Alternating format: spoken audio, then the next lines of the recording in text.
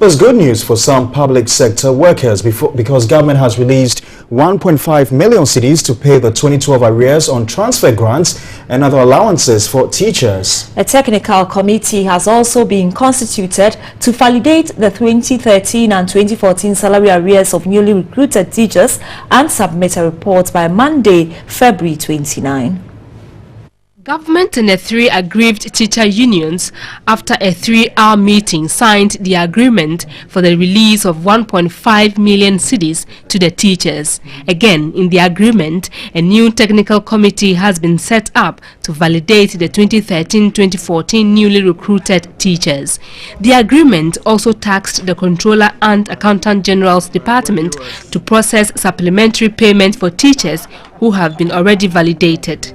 The Minister of Employment and Labour Relations, Haruna Idrisu, tasked the Controller and Accountant General's Department and the key stakeholders to present their report by Monday, February 29. The government will with immediate effect, release an amount of 1.5 million to GS for payment in respect of 2012 arrears, transfer grants and other allowances in respect of that.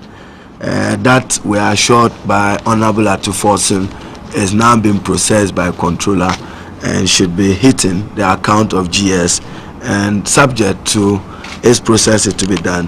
And on that basis, depending on the report of the validation exercise, the teacher union will review their intended industrial action accordingly, to which they had served notice to government and to the National Labour Commission. And accordingly, that with this negotiation ongoing, the teacher union are to keep the peace on the teachers' labour front.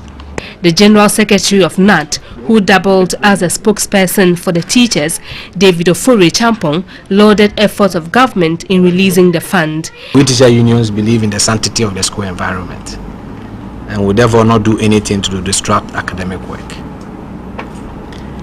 We believe that this agreement that we have reached here today will bring to closure the issues that we raised in our letter of notice to the Labour Commission. We trust that by Monday, as stipulated, we would have worked so hard on the agreement to get our 2013-14 teachers' salary arrears validated so that steps could be taken to pay them. And if that is so done, we will not have any justification to go any further with the intentions that we have served.